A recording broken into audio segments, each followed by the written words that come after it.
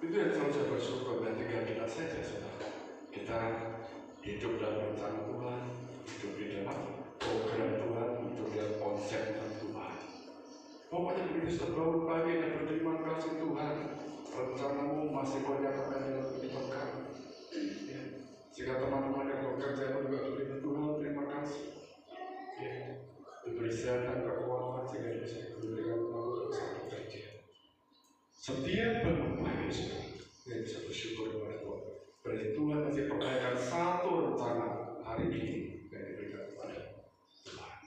Nah, hari ini Bapak Ibu yang dikasih oleh Tuhan, kita belajar bersama-sama dari kitab Yohanes yang pasal 14 ayat 25 sampai dengan 28. Mari kita buka, Bapak Ibu Saudara semuanya, Alkitab yang membawa Alkitab dibuka, yang tidak membawa boleh mendengarkan, yang bawa HP boleh dibuka, habis itu ditutup lagi. Ya. Baik, Bapak Ibu dikasih oleh Tuhan. Yohanes pasal 14 ayat 25 sampai dengan 28. Demikian firman Tuhan. Semuanya itu kukatakan kepadamu, selagi aku berada bersama-sama dengan kamu. Tetapi penghibur, yaitu Roh Kudus, yang akan diutus oleh Bapa dalam namaku, Dialah yang akan mengajarkan segala sesuatu kepadamu dan akan mengingatkan kamu akan semua yang telah kukatakan kepadamu. Damai sejahtera ku tinggalkan bagimu, damai sejahtera ku berikan kepadamu, dan apa yang kuberikan tidak seperti yang diberikan oleh dunia kepadamu. Janganlah gelisah dan gentar hatimu. Kamu telah mendengar bahwa aku telah berkata kepadamu, aku pergi, tetapi aku datang kembali kepadamu. Sekiranya kamu mengasihi aku, kamu tentu bersuka cita, karena aku pergi kepada Bapa-ku, sebab Bapa lebih besar daripada aku. Amin. Bapak Ibu dan dikasih Tuhan, masih ada kaitannya dengan sedikit banyak karena Tuhan kita Yesus Kristus, saudara. Ada beberapa orang yang gelisah, tapi ada juga beberapa yang bersuka cita. Makanya Tuhan katakan, kalau aku pergi, kamu dengar aku pergi, siapa kamu bersuka cita? Siapa kamu senang? Jangan bersedih. Nah, Bapak Ibu yang diberkati oleh Tuhan, di dalam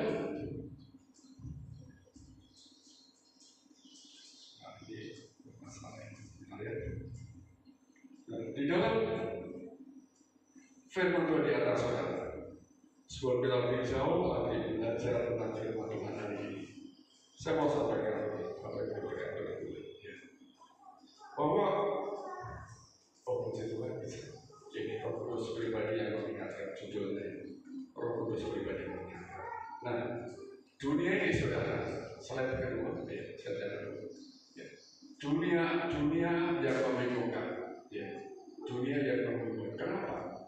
Satu, dunia kita hidup di dalam zaman di mana semakin kabur antara batas yang benar dan yang salah. Bapak saudara merasakan nggak, saudara?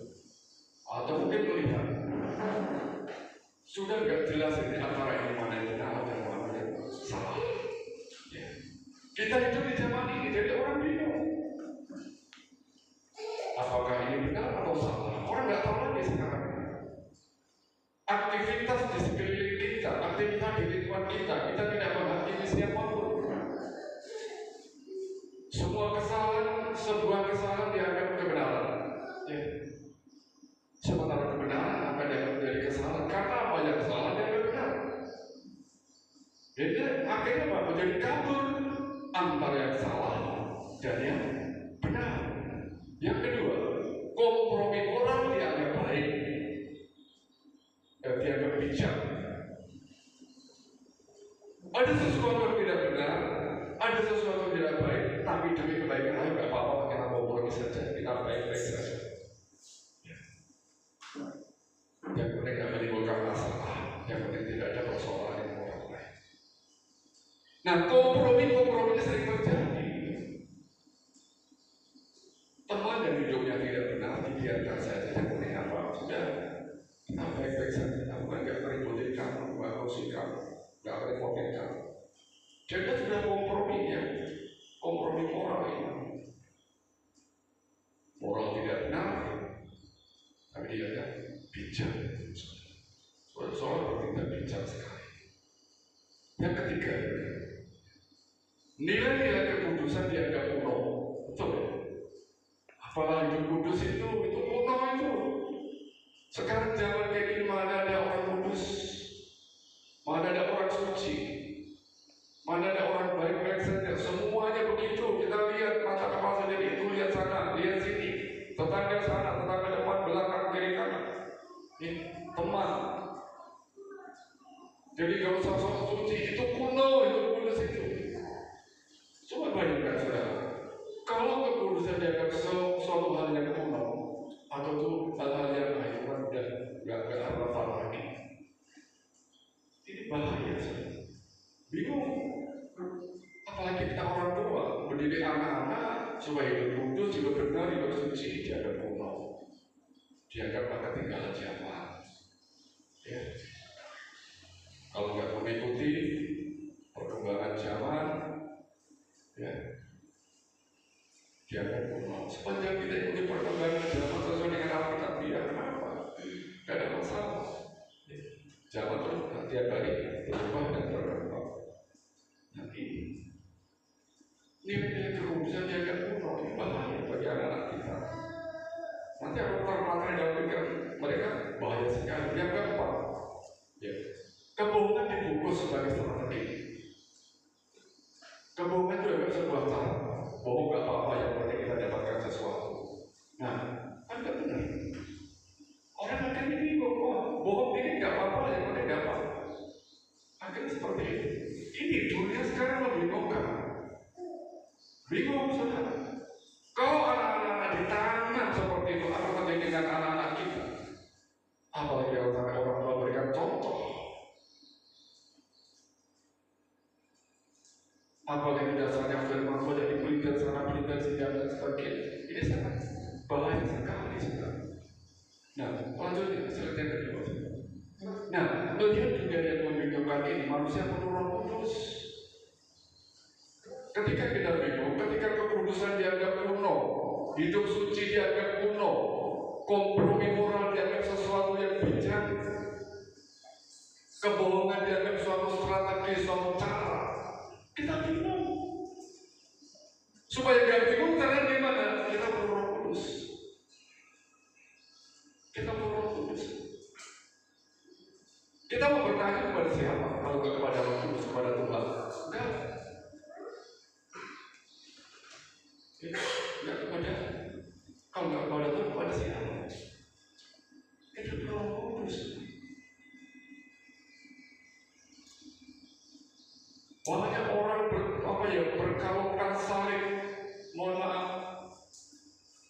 tapi kadang-kadang perbuatan tidak menyiratkan salib itu. Banyak mobil-mobil tulisannya Immanuel, tapi dipakai dengan yang tidak benar. Betul nggak? Ini bingung.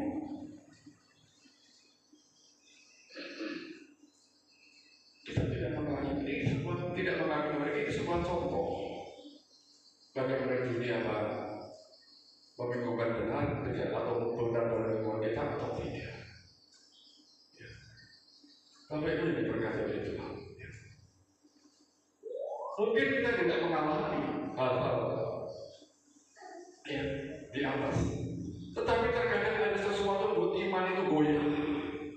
Kita menjadi bingung karena antara fakta dengan ajaran itu jauh sekali. Nah, menghadapi fenomena seperti inilah kita itu perlu yang namanya Roh Kudus. Kita perlu pribadi ilahi yang menuntun, yang mengajar, dan mengingatkan kita akan kebenaran yang sejati. Sehingga tidak ada lagi batas yang kabur atau batas yang kabur itu antara yang benar dan yang salah. Nah, jika tidak Roh Kudus, siapa? Manusia, kadang-kadang manusia akan mengecewakan. Ya. Manusia semua telah berdosa. Manusia berdosa itu saudara. Manusia berdosa itu ya, tidak mungkin tidak berbuat dosa. tidak bisa tidak berbuat dosa. Tapi bukan tidak bisa berbuat baik, tetapi kadang-kadang juga kecewa pada manusia. Melihat dunia yang membingungkan manusia Roh Kudus itu apa? Bisa membuat iman, ya, karena dunia yang membingungkan itu bisa membuat iman goyah. Manusia pribadi yang mengingatkan tersebut, karena jika tidak, iman bisa goyah. Selanjutnya, Bapak Ibu dikasih itu. Yesus tahu bahwa setelah dia naik ke surga, bahwa manusia tidak bisa mengandalkan kekuatan dia sendiri. Hebat pun seperti apa, kuat pun seperti apa, ya, kedudukan, kekayaan pun melimpah seperti apa, orang yang bisa mengandalkan dengan kekayaannya, dengan kekuatannya, bahkan dengan kemampuannya. Terus kita hari ini nggak bisa. Ada yang mampu. Oh, tanpa Tuhan aku bisa hidup. Saudara, sekali lagi seperti yang saya katakan, begitu kita bangun lagi, saudara, yang terbersit di dalam pikiran saya, Tuhan punya rencana pada kehidupan saya pada hari ini. Bapak Ibu Saudara juga demikian. Begitu kita bangun pagi, apapun Tuhan yang sediakan Tuhan hari ini, Tuhan punya rencana. Itu saudara. Wah, kalau kita punya konsep seperti ini, saudara, biasa kehidupan kita. Betul. Entah lewat teman, lewat keluarga, lewat orang-orang yang ada di sekitar kita. Nah ini, Tuhan tahu bahwa setelah naik ke surga, ada murid-muridnya yang gelisah. Makanya ada dua hal ketika Tuhan naik ke surga. Satu yang ditinggalkan apa? Damai sejahtera. Gak usah gelisah maksudnya, ada kedamaian kamu tinggalkan. Jadi kenapa kuatnya? Makanya dikatakan di dalam ayat 28 tadi dikatakan seperti apa, saudara? Seharusnya sekiranya kamu mengasihi aku, mengasihi Tuhan, kata Tuhan, tentu kamu bersuka cita karena aku pergi kepada Bapa.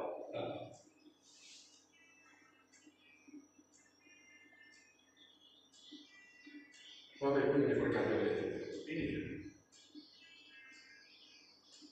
damai sejahtera meninggalkan kepada Tuhan, rasa khawatir, tetaplah kamu dalam keadaan damai, tetaplah dalam keadaan bersuka cita, sejahtera dan sejahtera meninggalkan kepada Tuhan. Yang kedua, Roh Kudus akan diutus Bapa datang. Ialah yang akan menolong dan mengingatkan.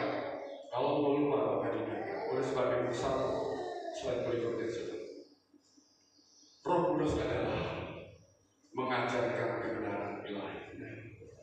Roh Kudus mengajarkan kebenaran ilahi, kebenaran yang benar-benar, bukan kebenaran dunia. Tadi kebenaran yang kompromi tadi, moral yang kompromi tadi. Kekudusan dianggap kuno, kesucian orang menjadi bersuci dan hal-hal yang kuno. Bapak Ibu dikasih tadi, kita mau hati-hati dengan pikiran-pikiran yang seperti ini. Roh Kudus itu mengajarkan kebenaran ilahi, bukan kebenaran yang abu-abu.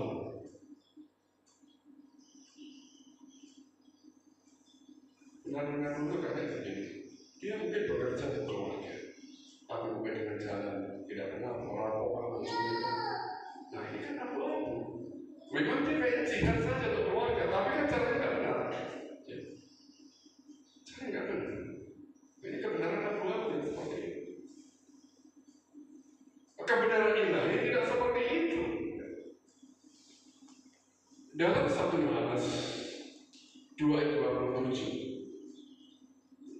di sana dikatakan, tetapi mengenai kalian sendiri, Kristus telah mencurahkan rohnya padamu.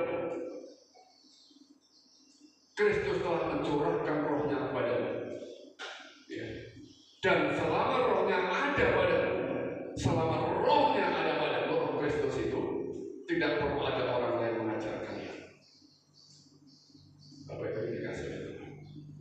Sebab rohnya mengajar kalian tentang segala sesuatu. Rohnya mengajar kalian tentang segala sesuatu, dan apa yang diajarkannya itu benar, ya, bukan dusta. Itu Bapak Ibu dikasih.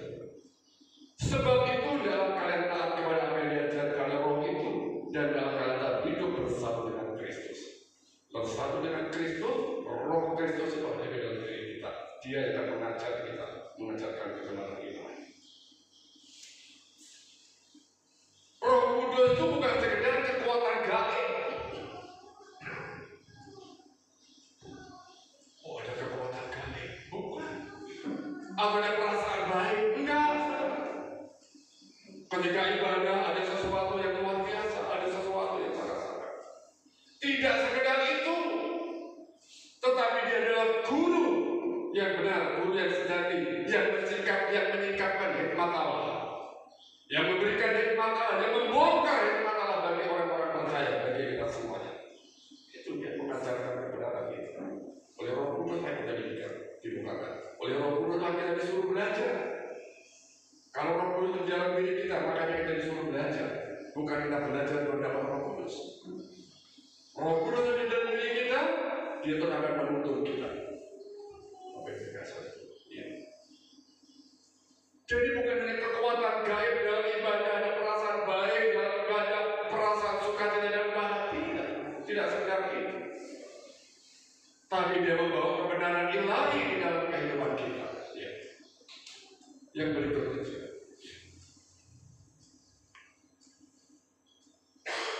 Membaca Alkitab pun, saudara. Membaca Alkitab pun berkali-kali tanpa campur tangan Roh Kudus, manusia itu hanya mendapatkan informasi saja, tidak ada transformasi dalam hidupnya. Betul. Coba berkali-kali saja, seringkali saja itu baca firman Tuhan. Tapi kalau Roh Kudus tidak membimbing, tidak membuka nus kita, nggak ngerti. Hanya informasi dapat, tapi perubahan di dalam diri kita nggak ada.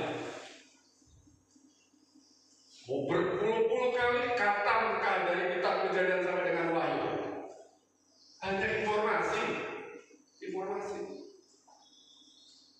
Tapi apa? Transformasi dalam diri kita nggak ada, perubahan yang terjadi dalam kehidupan kita.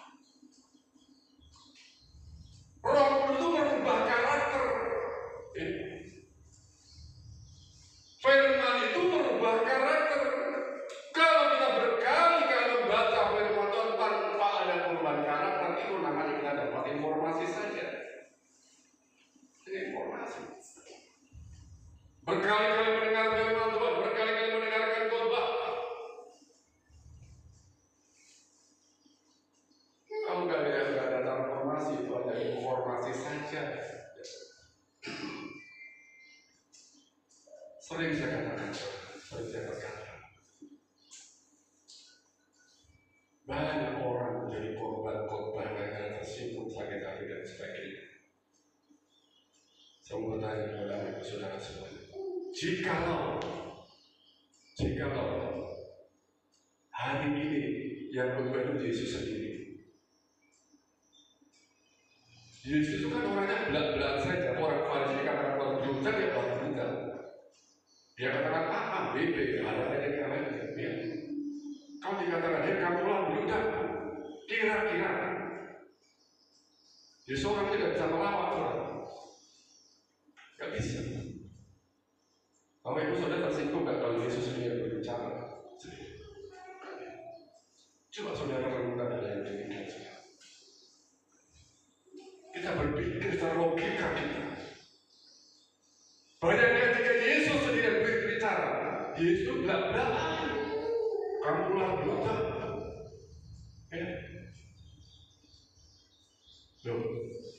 Coba kalau dikatakan sekarang kalau manusia yang bicara, kemudian bicara seperti itu, kabur itu jemaat kabur. Tapi pernahkah kita bayangkan jika Yesus hidup hari ini berbicara dengan kita? Apa yang dalam pikiran kita? Apakah kita mau kabur? Bapak Ibu dikasih oleh Tuhan.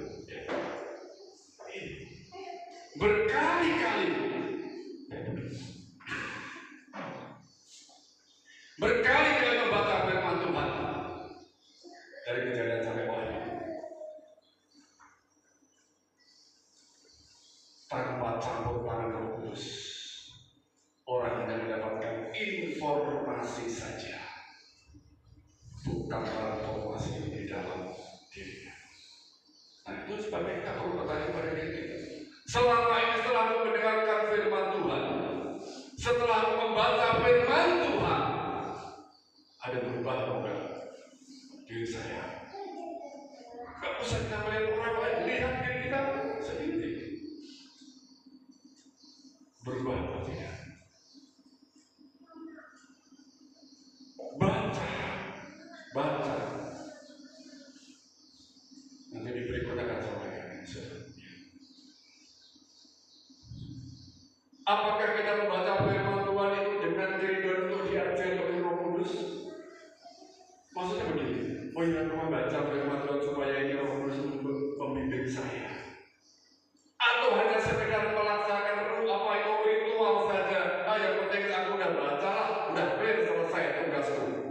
Hanya apakah sekedar melaksanakan kewajiban saja? Ini kan masalahnya.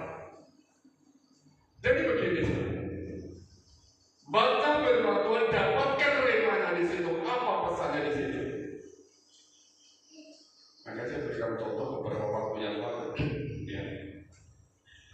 Membaca silsilah itu bukan informasi. Ada suatu pesan Tuhan di sana, ada rema di sana. Itu contohnya. Ini Bapak Ibu dikasih. Kalau kita membaca firman Tuhan hanya sekedar melaksanakan ritual saja, kewajiban-kewajiban agama saja, itu nanti akan kita dapatkan informasi yang terjadi di dalam diri kita. Yang selanjutnya, ya.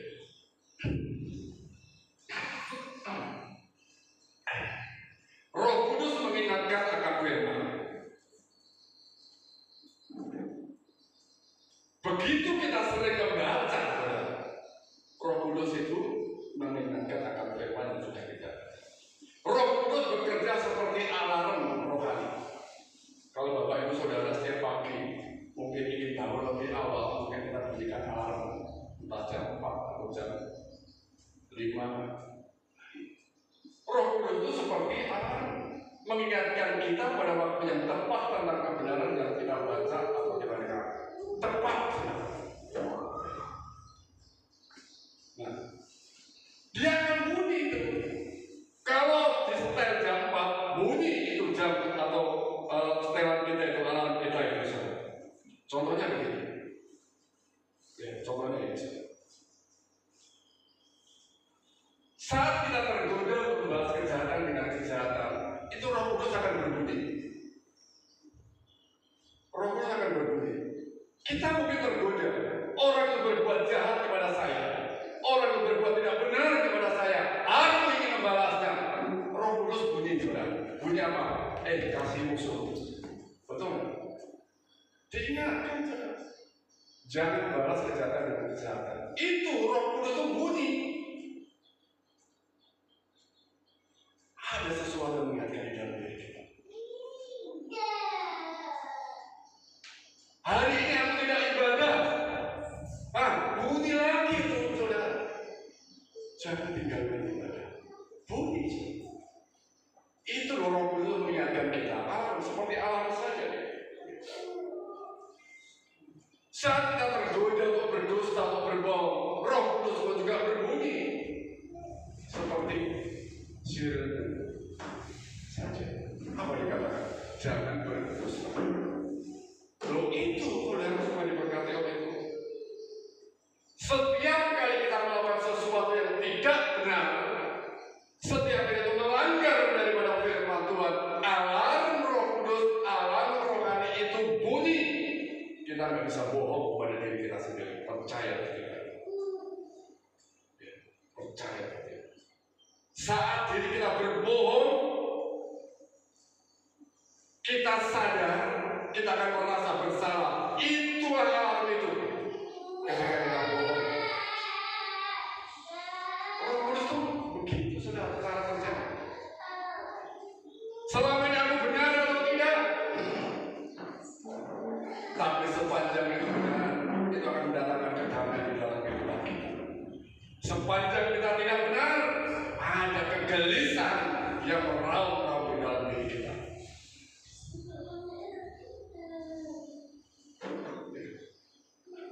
Kalau Ibu dikasih itu,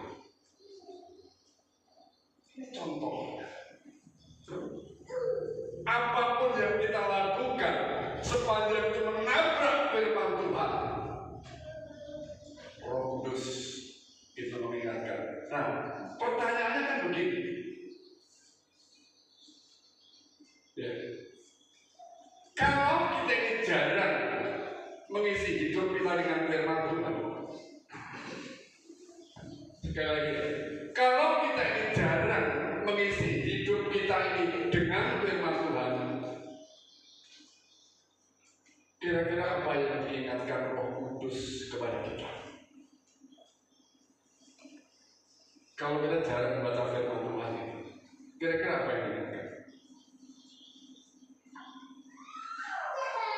Ada atau enggak? Misalnya begini, kita nggak pernah membaca ini firman Tuhan, kasihlah musuhmu, berkati dia, doakan dia. Kita nggak pernah membaca itu misalnya. Kemudian kita adalah ada orang berbuat jahat kepada kita. Kita balas kejahatan itu dengan kejahatan kita. Karena kita tidak pernah membaca itu, Roh Kudus pun tidak akan pernah mengingatkan itu. Maksudnya begini. Seorang anak, kalau tidak pernah dikatakan, kamu jangan mencuri. Mencuri itu tidak baik, nanti Tuhan marah. Mencuri itu berdosa. Kalau anak tidak diingatkan ini, suatu saat anak ini mencuri. Karena dia tidak pernah diingatkan, dia dianggap mencuri itu adalah baik. Mencuri itu adalah benar. Tetapi begitu dia teringat, oh ya kata papa saya, kata orang tua saya, mencuri itu dosa. Nah ini yang saya anggap, saya rasa itu bahan, saudara. Itu bahan. Bagaimana Roh Kudus akan mengingatkan kita kalau kita tidak pernah membaca firman Tuhan? Gitu. Kalau kita tidak pernah mendengarkan firman Tuhan, oh kadang-kadang saja orang mendengarkan firman Tuhan diabaikan, ini bukan Roh Kudus ini. Ini yang bahaya.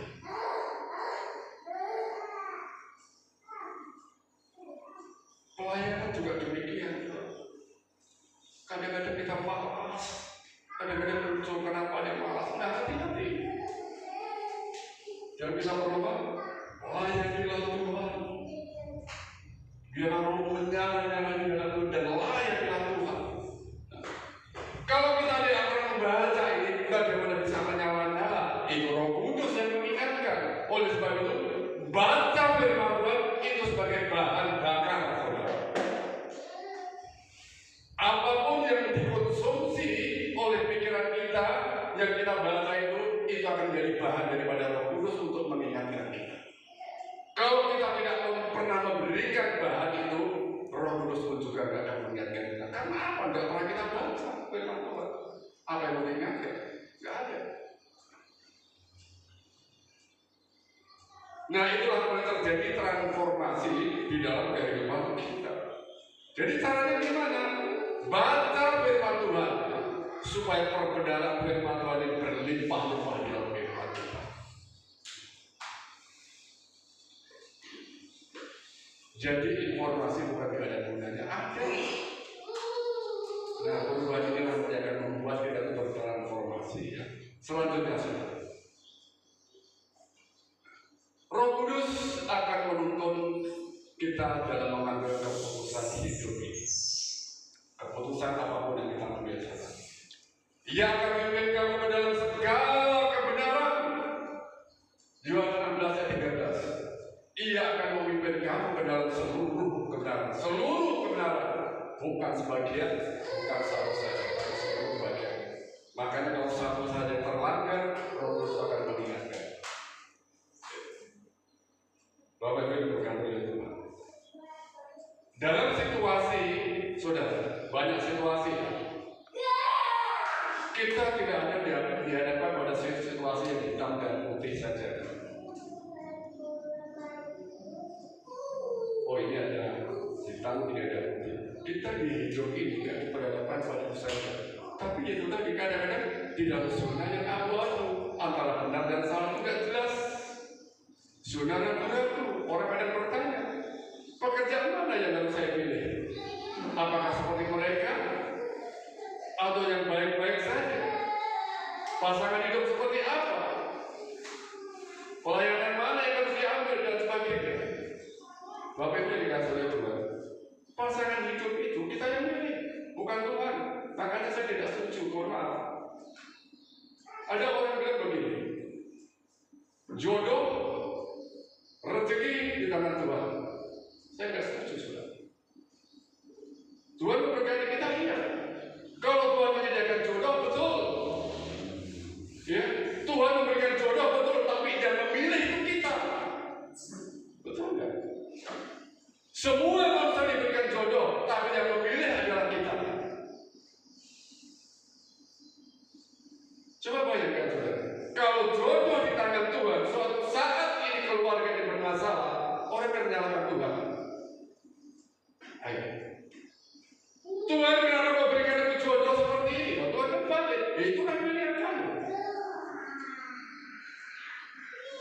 Ayo, bagaimana saudara? Terus kita mati di tangan Tuhan. Tapi jodoh dan rezeki, coba saudara.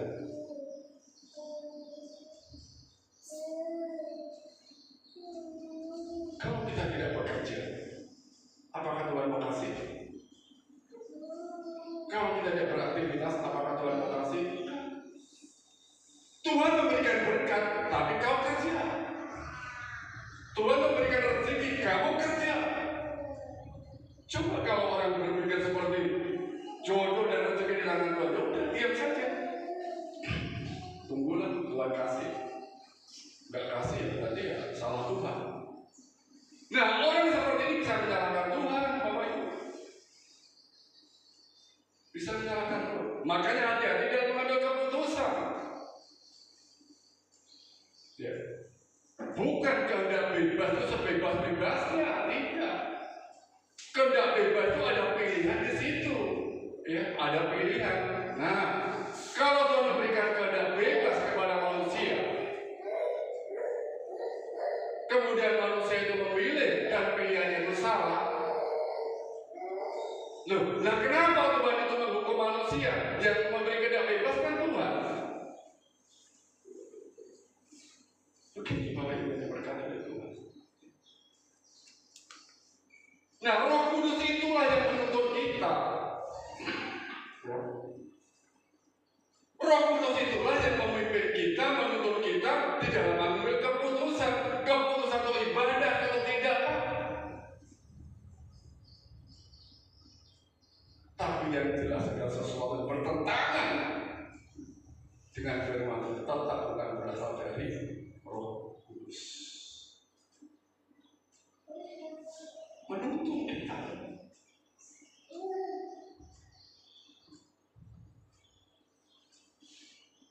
Apa yang terjadi? Padahal itu ada memberikan pilihan kan? Kan hanya dua saja. Jadi kehendak bebas itu bukan banyak sekali. Tuhan berikan kehendak bebas kepada manusia bukan sebebas-bebasnya, enggak. Ada yang dipilih misalnya 4 ini, pilih 1, kan begitu. Ya. Jadi ada pilihan. Pilihan itulah yang kadang-kadang orang itu bisa salah. Ya. Bapak Ibu berkata oleh Tuhan. Ya. Jadi Roh Kudus itu bukan hanya guru, tetapi juga penuntun yang sangat bijak sekali. Dia nggak berbicara keras, tapi memberi damai sejahtera dalam hati. Tetapi kadang-kadang justru ada orang yang dapatkan seperti yang saya katakan tadi, ketidaktenangan saat mengambil keputusan. Karena apa? Keputusannya keliru, keputusannya salah. Makanya nggak ada ketenangan, nggak ada kedamaian, nggak ada ketenteraman. Karena apa? Keputusannya salah, keputusan yang tidak benar. Cuma kalau itu keputusan itu benar, damai saudara. Bagaimana saudara dapatkan kembali kepada Roh Kudus, biar dia pimpin ke dalam jalan kebenaran yang ilahi tadi. Mungkin hari kita salah mengambil keputusan, tapi kalau sudah diambil, kita pimpin Roh Kudus supaya dia pimpin ke jalan itu.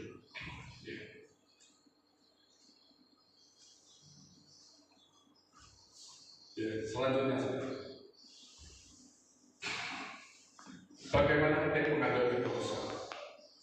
1. Tenangkan hati sebelum mengambil keputusan. Tuhan, aku sudah berbuat salah, keputusanku salah. Aku ingin berubah, nggak apa-apa berubah. Justru penting. Tenangkan hati, minta bimbingan Roh Kudus, minta tolong kepada Roh Kudus, supaya kita mengambil keputusan dengan benar. Doakan pilihanmu dan perhatikan apakah damai sejahtera menyertainya. Kalau sudah mengambil keputusan ternyata nggak ada damai, berarti keputusan itu adalah salah. Nggak ada damai, salah keputusan. Kalau salah bagaimana? Perbaiki.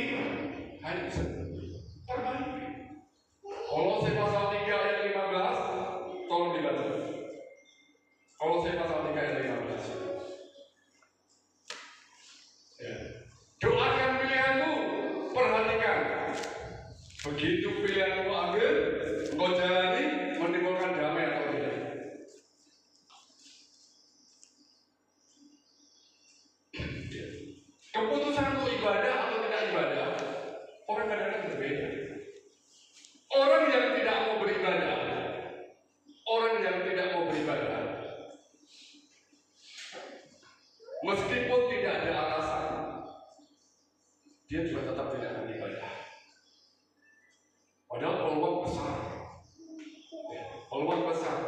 Tapi karena keputusan dia udah ambil, aku gak ibadah hari ini. Walaupun diajak, walaupun didorong, walaupun di apapun, dia gak akan berangkat. Tapi sebaliknya orang yang ingin ibadah, karena dia sudah mengambil, aku akan ibadah. Walaupun ada 1001 alasan, dia tetap akan datang beribadah. Itu beda.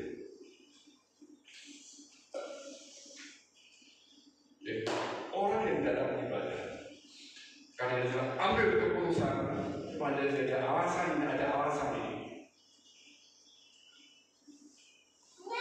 Tapi kalau ini dia tetap dan tapi orang yang tidak ingin ibadah, walaupun tidak ada alasan, dia tetap tidak akan.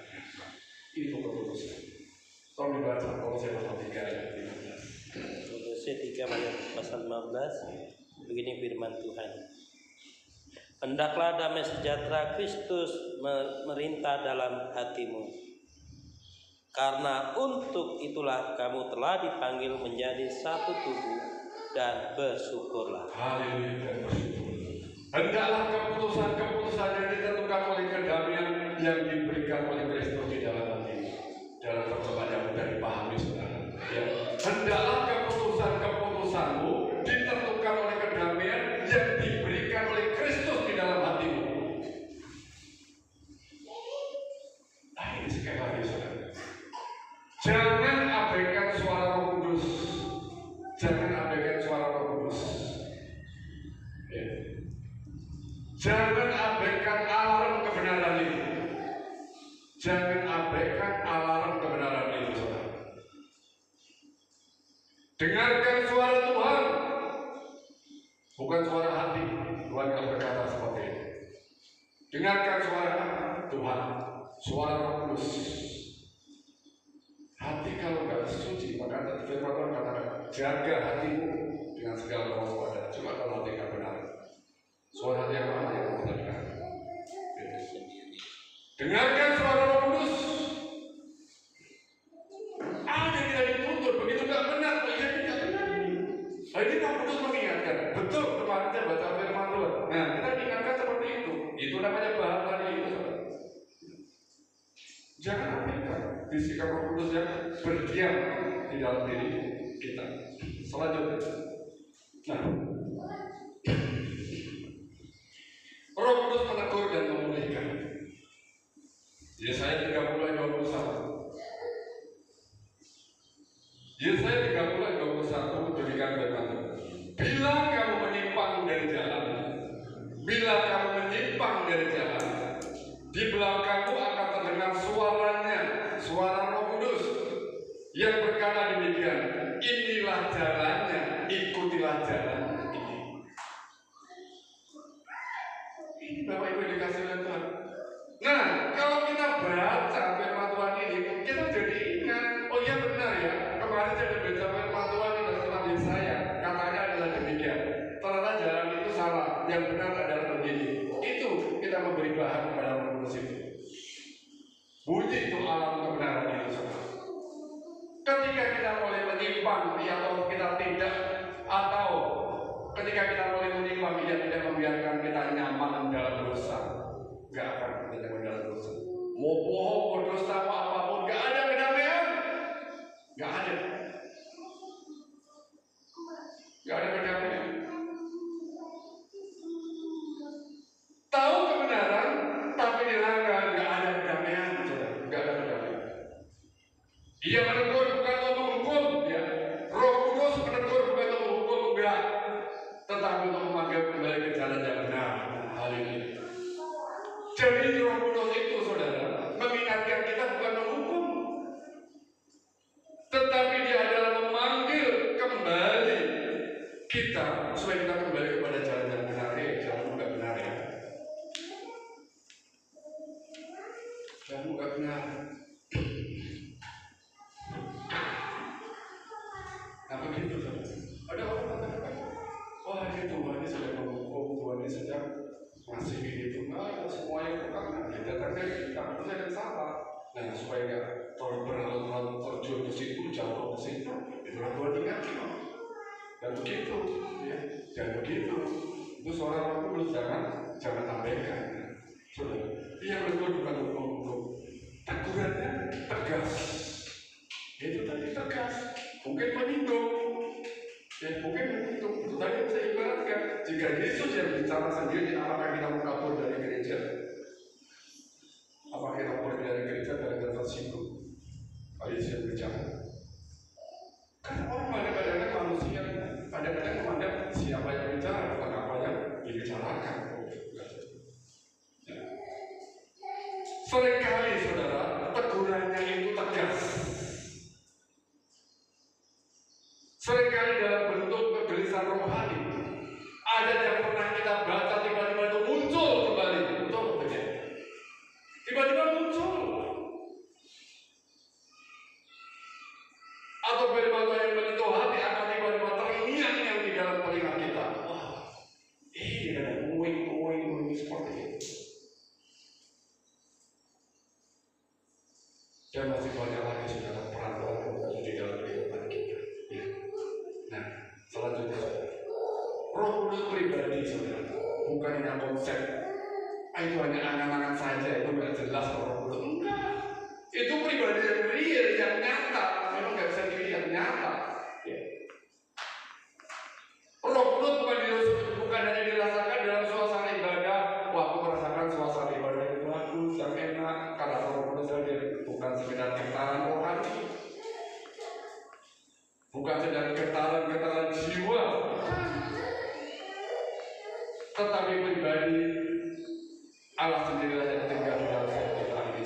Ya. 1 Korintus pasal 6 ayat 19. Tidak tahukah kamu itu adalah tubuh adalah bait Roh Kudus? Nah, ada di dalam diri kita. Itu yang saya katakan, kasih bahan. Buat Roh Kudus nggak ngerti, Roh Kudus tahu saja bahannya. Tapi kita yang kasih bahan itu, bukan Tuhan tuh nggak ngerti apa yang kita minta dalam doa kita. Tapi kalau kita nggak ngomong sama Tuhan, supaya ada komunikasi gitu loh. Ya, ada komunikasi. 1 Korintus 6 ayat 16 dikatakan apa? Atau tidak tahukah kamu bahwa tubuh adalah bait Roh Kudus? 1 Korintus pasal 3 ayat 16. Tahukah saudara bahwa kalian adalah rumah Allah, bahwa Allah tinggal di dalam kalian? Ada di dalam kita. Nah, selama ini kita dengarkan siapa? Kan banyak orang yang mendengar suara hatinya daripada suara Roh Kudus. Sementara hati kan dijaga dengan baik. Kan sama dengan firman Tuhan. 2 Timotius pasal 3 ayat 16. Segala tulisan yang diilhamkan oleh Allah memang bermanfaat untuk mengajar, menyatakan kesalahan, memperbaiki kelakuan, dan mendidik orang dalam kebenaran. Nah, itu Roh Kudus peran. Ayat yang terakhir 12 berikutnya. Hiduplah dengan telinga rohani. Hiduplah dengan telinga rohani.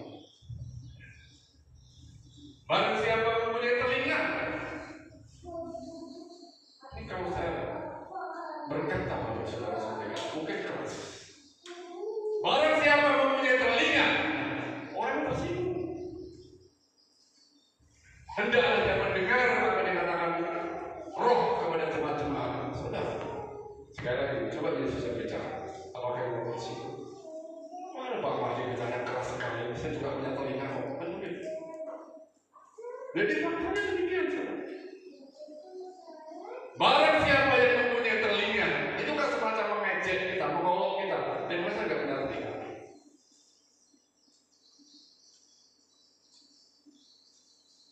Orang yang hatinya saudara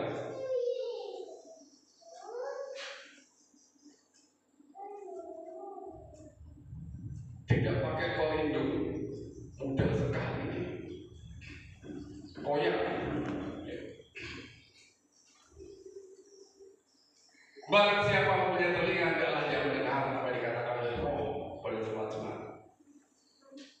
Dengarkan itu sekali lagi saudara. Hendaklah yang mendengar apa yang dikatakan oleh Roh pada ketika kata Roh Kudus, dengar. Bedakan suara hati dengan suara Roh Kudus. Ketika kita membiarkan Roh Kudus bekerja dalam hidup kita, Dia akan menuntut kita ke dalam kehidupan yang penuh terang dan kebenaran. Haleluya. Ini sudah.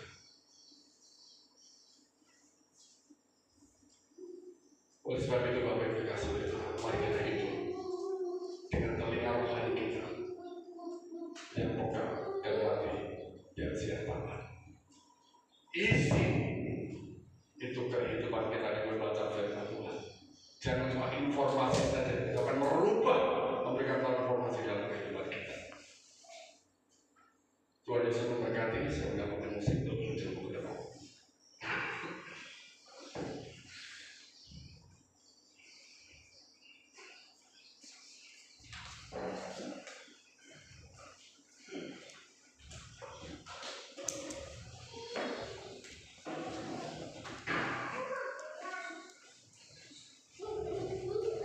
Kita akan satu ujian berkarya Roh Kudus di sini.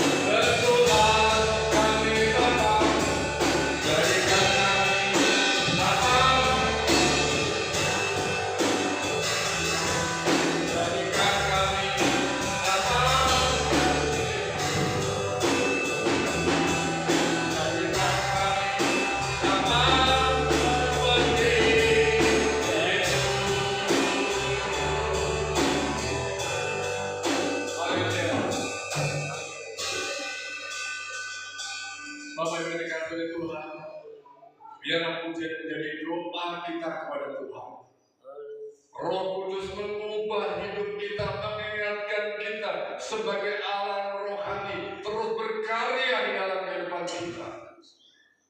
Oleh sebab itu, jangan sampai Roh Kudus yang sudah bersemayam dalam hati kita ini tidak kita berikan sesuatu firman Tuhan. Jangan isi hati kita dengan hal yang tidak benar. Biarlah Roh Kudus itu memiliki bahan untuk bisa mengingatkan kita. Mari kita terbaca firman Tuhan, dengarkan firman Tuhan. Dia akan mengingatkan kita semua. Dia akan mengajar kita kepada kebenaran. Kita tidak lagi bingung antara batas yang benar dan yang salah. Kita jangan sampai kompromi lagi moral dengan hal sesuatu yang bijak. Jangan akan sesuatu yang aneh jika kita hidup dalam kehususan. Justru yang panggilan kita. Jadi hidup kita seperti Roh Kudus. Sampai ke dalam kehidupan kita. Biarlah firman Tuhan itu bermateri dalam hati kita. Terima kasih Tuhan. Haleluya. Amin. Saya sampaikan.